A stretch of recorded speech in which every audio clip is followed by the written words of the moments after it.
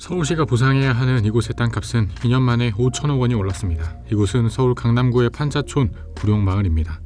2022년 감정한 구룡마을의 땅값은 7,300억 원이었는데 올해 새로 감정한 가격은 무려 1조 2천억 원에 달합니다.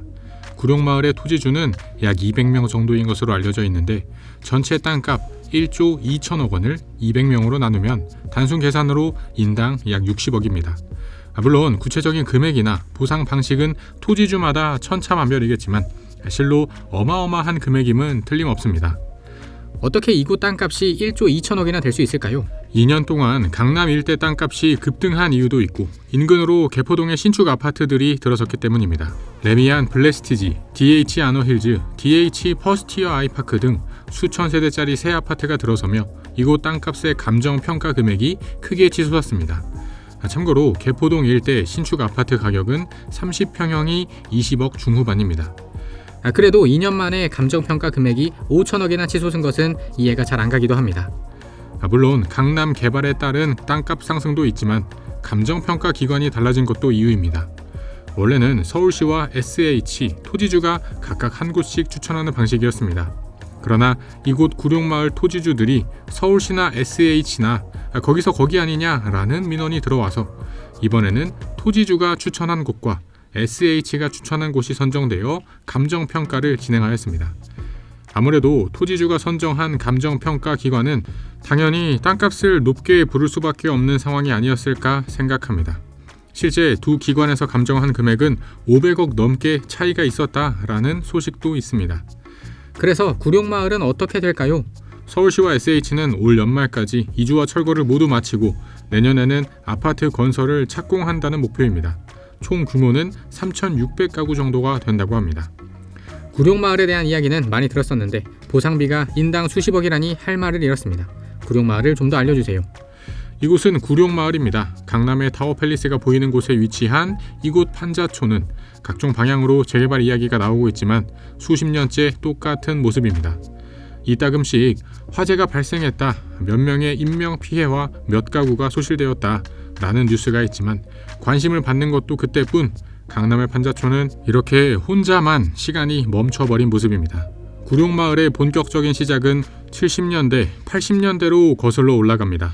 서울로 사람들이 급격히 몰려들며 무허가 판자촌과 빈민촌이 서울 도심 여기저기에 생기던 상황에서 86년에는 아시안게임, 88년에는 올림픽까지 치르게 되었습니다. 이에 따라 서울을 정비해야 하니 서울 곳곳에 있던 달동네들이 철거되어 이곳으로 몰리게 되었고 그것이 구룡마을 판자촌의 시작입니다.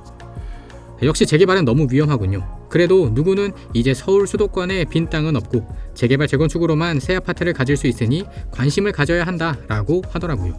사실 개포동은 오래전 개도 포기한 동네라는 웃지 못할 별명이 붙어있던 동네였습니다.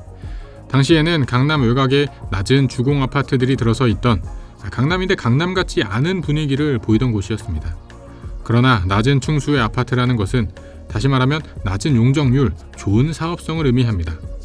이렇게 뛰어난 사업성을 바탕으로 양재천 남쪽 수인분당선 구룡역에서 대청역에 이르는 개포동 일대가 20-30억짜리 아파트로 다시 태어난 것입니다.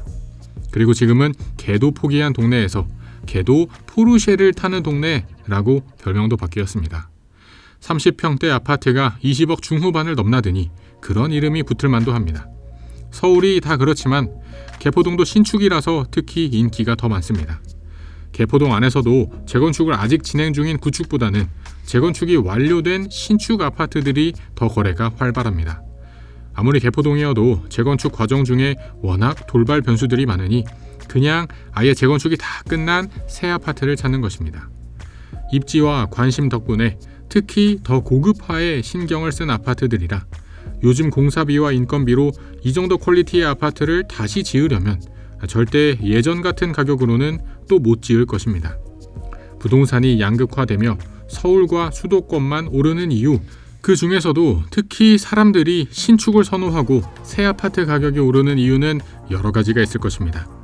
우리나라가 선진국이 되면서 신축을 선호하는 이유도 있고 이제 서울은 남은 땅이 없어서 재개발 재건축으로만 새 아파트 공급이 가능하니 여기서 나오는 희소성도 있습니다.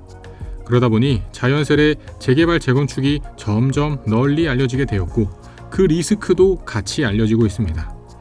그러다 보니 사람들이 서울 새 아파트는 정말 귀한 것이구나 라고 생각을 하게 되는 것 같습니다. 오르는 곳은 오르고 떨어지는 곳은 떨어집니다. 부동산이 반등했다는 말도 맞고 부동산이 여전히 떨어진다라는 말도 맞습니다. 지역마다 다 시황이 다르기 때문입니다. 그렇기 때문에 이제 우리는 어떤 곳에 내 집 마련을 해야 할지가 매우 중요해졌습니다. 긴 영상 시청해주셔서 감사드립니다. 영상이 마음에 드셨다면 채널 구독과 영상 좋아요까지 부탁드립니다. 그럼 저는 다음에 또 새로운 부동산 이야기로 찾아뵙겠습니다. 감사합니다.